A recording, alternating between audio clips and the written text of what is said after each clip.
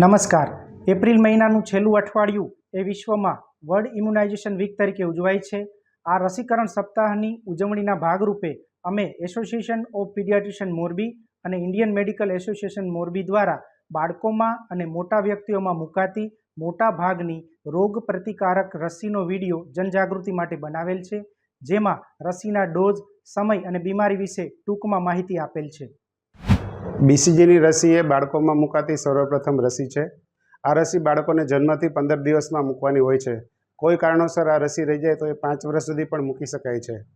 આ રસી બાળકોમાં થતા ગંભીર પ્રકારનો ફેફસાનો ટીબી, હાડકાનો ટીબી તેમજ મગજના ટીબી સામે રક્ષણ આપે છે. આ રસીમાં કોઈ તાવ દુખાવો થતો નથી. આ રસી બાળકોના ડાબા ખભે મૂકવાની હોય છે. આ રસી મૂક્યા પછી 3 અઠવાડિયામાં રસી મૂકવાની જગ્યાએ નાની ફોલ્લી થાય. એ 2-3 વાર પાકે પછી 3 મહિના સુધીમાં નિશાન થઈ જાય છે. પોલિયોની બીમારી સામે રક્ષણ માટે 2 પ્રકારની રસી આવે છે. પોલિયો ડ્રોપ્સ કે જેમાં 2 પ્રકારના વાયરસ સામે રક્ષણ મળે છે અને તે બાળકને જન્મ સમય અને 9 મહિને પીવડાવવાના હોય છે. પલ્સ પોલિયો રસીકરણ દરમિયાન બાળકોને પોલિયોના ટીપા પીવડાવવા જરૂરી હોય છે. બીજી રસી તે પોલિયો ઇન્જેક્શન હોય છે. તેમાં પોલિયોના 3 વાયરસ સામે રક્ષણ મળે છે અને તે વધુ અસરકારક હોય છે.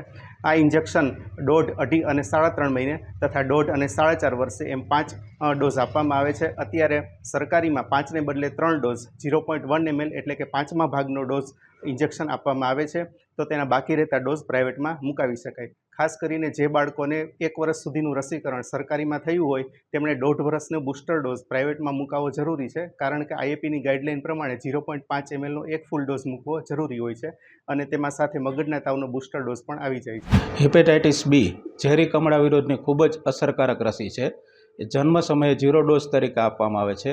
ત્યારબાદ 1.5, 2.5 અને 3.5 મહિને સરકારીમાં પેન્ટાવેલેન્ટ રસીમાં અને પ્રાઇવેટમાં હેક્ઝાવેલેન્ટ રસીમાં આપવામાં આવે છે. આ રસી સરકારમાં 2010-11થી અને પ્રાઇવેટમાં 2004-05થી જ ઉપલબ્ધ છે. આથી 15થી 18 વર્ષથી મોટી ઉંમરનાને આ રસી મળેલ હોતી નથી. તો એ લોકો પણ 0, 2 અને 6 મહિનાના ડોઝમાં 3 ડોઝ લઈ શકે છે. ડીપીટી એટલે ત્રિગુણીની રસી છે. ડિપ્થેરિયા એટલે કંઠમાલ, ઉતાટીઓ એટલે મોટી ઉધરસ અને ધનુર જેવી 3 મોટી ભયાનક બીમારીઓ સામે રક્ષણ આપતી રસી આવે છે. એના 3 પ્રાઇમરી ડોઝ 1.5 મહિને, 2.5 મહિને, 3.5 મહિને અને 2 બૂસ્ટર ડોઝ 1.5 વર્ષે અને 4.5 વર્ષે ફરજિયાત છે. પ્રાઇવેટમાં આ રસી મૂકો તો સાથે પોલિયોનું ઇન્જેક્શન પણ આવી જાય છે, જેનાથી બાળકને 1 ઇન્જેક્શન ઓછું આપવું પડે. આ ઇન્જેક્શન 2 પ્રકારના હોય છે. હોલસેલ વેક્સિન, જેમાં કે તાવ, દુખાવો, સોજાની શક્યતા વધારે હોય છે, અને એ સેલ્યુલર રસી જે કે માત્ર પ્રાઇવેટમાં મળે છે, જેમાં કે તાવ, દુખાવો, સોજાની શક્યતા લગભગ નહીં જેવી હોય છે. જે બાળકને આગળની હોલસેલ રસીમાં વધારે તાવ આવ્યો હોય, ખૂબ વધારે રડ્યું હોય, તાવના લીધે આંચકી આવી હોય, તો એને બીજી ડોઝ પ્રાઇવેટમાં એ સેલ્યુલર રસીની જ મુકાવો તો વધારે સારું. એચ ઇન્ફ્લુએન્ઝા બી વેક્સિન. હિમોફાઇલસ ઇન્ફ્લુએન્ઝા નામના બેક્ટેરિયાથી નાના બાળકોમાં મગજમાં રસી, કાનમાં રસી અને ફેફસામાં ન્યુમોનિયા થતા હોય છે. જેના માટે એચઆઈબી વેક્સિનના ટોટલ 4 ડોઝ, જેમાંના 3 પ્રાઇમરી ડોઝ 1.5, 2.5 અને 3.5 મહિને સરકારીમાં ત્રિગુણી અને ઝેરી કમળા સાથે પેન્ટાવેલેન્ટ વેક્સિન તરીકે અને પ્રાઇવેટમાં હેક્ઝાવેલેન્ટ વેક્સિન તરીકે રેગ્યુલરમાં મળે છે. પણ ચોથો એટલે કે બૂસ્ટર ડોઝ માત્ર પ્રાઇવેટ હોસ્પિટલમાં પેન્ટાવેલેન્ટ અને હેક્ઝાવેલેન્ટ વેક્સિનેશનના કોમ્બિનેશનમાં જ મળે છે, જે અલગથી મળતો નથી, જે પ્રાઇવેટમાં મુકાવી શકાય છે. પીસીવી એટલે ન્યુમોકોકલ વેક્સિન. આ રસી ન્યુમોકોકલ બેક્ટેરિયા દ્વારા થતા ન્યુમોનિયા, કાનમાં રસી, લોહીમાં ચેપ પડવો, વારે ઘડીએ ઇન્ફેક્શન લાગવા તેમજ ઇન્વેઝિવ ન્યુમોકોકલ ડિસીઝ જેવા કે મગજના તાવ સામે રક્ષણ આપે છે. આ રસી 4 કંપનીઓ દ્વારા બનાવવામાં આવે છે, જેમાં દરેક કંપનીના સિરોટાઇપ એટલે કે કેટલી જાતના જંતુઓ સામે રક્ષણ આપશે તે અલગ અલગ હોય છે. આ રસીના 1.5, 2.5, 3.5 મહિને એમ 3 પ્રાઇમરી ડોઝ તેમજ 1.5 વર્ષે બૂસ્ટર ડોઝ મૂકવામાં આવે છે. આ રસી ગવર્મેન્ટ હોસ્પિટલમાં 1.5 મહિને, 3.5 મહિને તેમજ 9 મહિને મૂકવામાં આવે છે, તો બાકી રહેલા ડોઝ પ્રાઇવેટ હોસ્પિટલમાં પૂરા કરી શકાય છે. આ રસી મુકાવવાથી ન્યુમોકોકલ બેક્ટેરિયા દ્વારા થતા ન્યુમોનિયા તેમજ તેના કોમ્પ્લિકેશન્સ ઘણા ઘટાડી શકાય છે. Rotavirus vaccine. રોટાવાયરસ વેક્સિન એ બાળકોમાં રોટાવાયરસથી થતા ઝેરી ઝાડા સામે રક્ષણ આપતી રસી છે.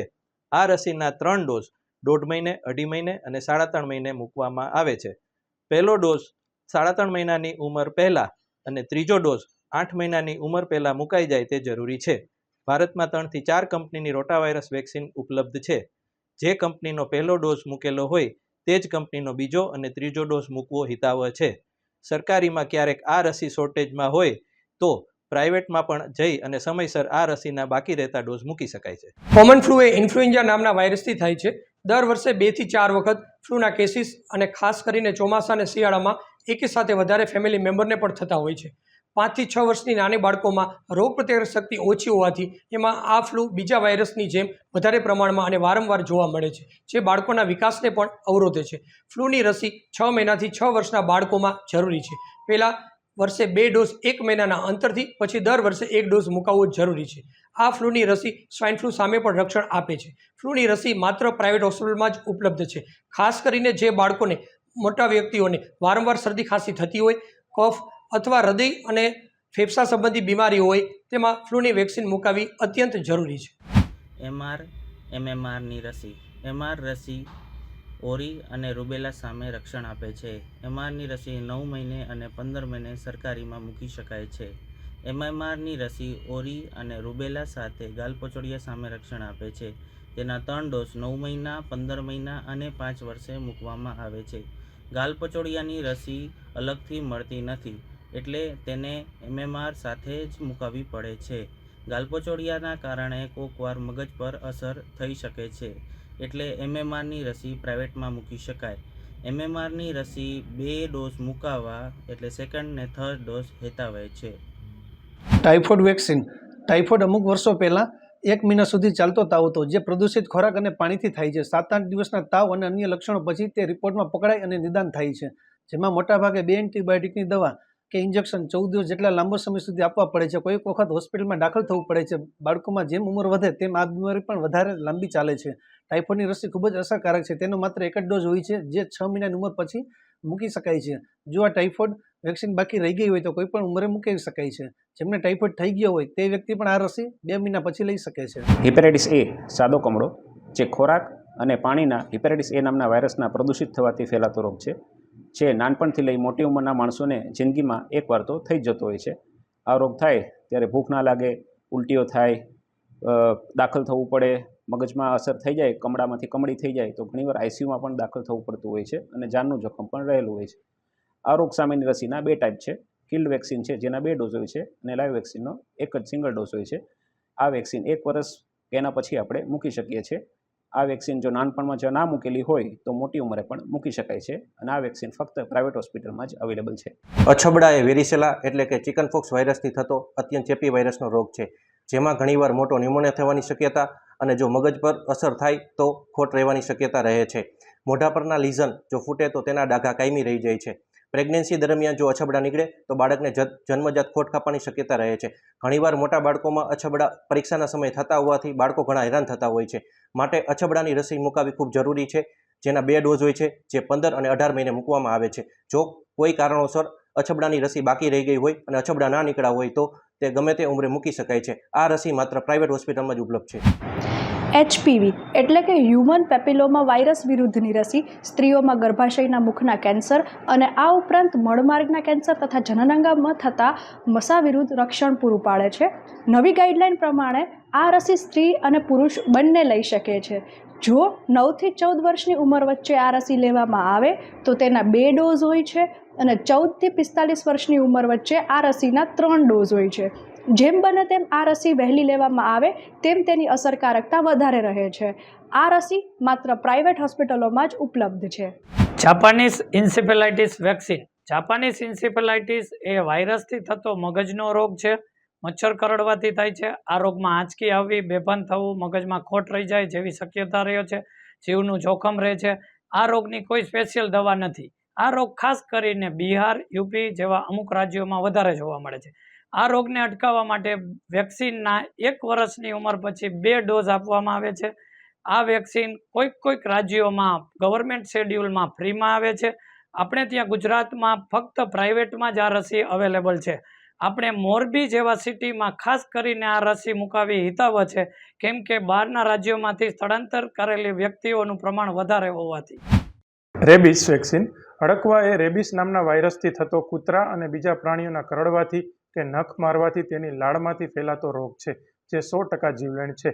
કૂતરું કરડ્યા પછી તરત જ ઘાવને નળ નીચે રાખી સારી રીતે પાણીથી સાફ કરી તરત જ હોસ્પિટલે જઈને એન્ટી રેબિસ વેક્સિનના ટોટલ 5 ડોઝ ચાલુ કરવા. અને એક તાત્કાલિક રક્ષણ આપે એવું હ્યુમન એન્ટી રેબિસ ઇમ્યુનોગ્લોબ્યુલિન કે મોનોક્લોનલ એન્ટીબોડીનું ઇન્જેક્શન ઘાવની આસપાસ આપવાનું હોય છે. અને આ ARV કૂતરું કરડ્યા પહેલાં પણ 2 ડોઝ લઈ શકાય છે. તો જો પછી ભવિષ્યમાં ક્યારેય કૂતરું કરડે તો ARVના 5ને બદલે 2 જ ડોઝ લેવા પડે છે અને રેબિસ ઇમ્યુનોગ્લોબ્યુલિનની જરૂર પડતી નથી.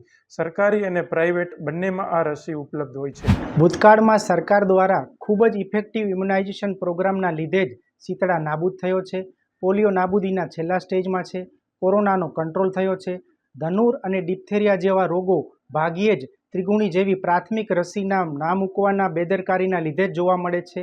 તો આ વિશ્વ રસીકરણ સપ્તાહ નિમિત્તે આપ સૌને અમારી નમ્ર અપીલ કે આપ આપના બાળકોનું રસીકરણ કાર્ડ આજે જ જોવો અને સમયાંતરે જોતા રહો. બાકી રહી ગયેલ રસી સમયસર મુકાવવાનું ચાલુ કરો અને બીજાને પણ રસીકરણ માટે પ્રોત્સાહિત કરો. સરકારીમાં ના મળતી રસી પ્રાઇવેટમાં અવશ્ય મુકાવો. ના સમજાય તો તમારા બાળકના ડૉક્ટરની સલાહ લો. ગૂગલ અને યુટ્યુબમાં પણ સર્ચ કરી શકો છો. આ રસીઓનો ખર્ચ મૂળ બીમારીની સારવારના ખર્ચ કરતાં ઘણો ઓછો હોય છે અને એ ખાસ એક મોટર કારના પહેલાં ઇન્સ્યોરન્સ કરતાં પણ ઓછો હોય છે.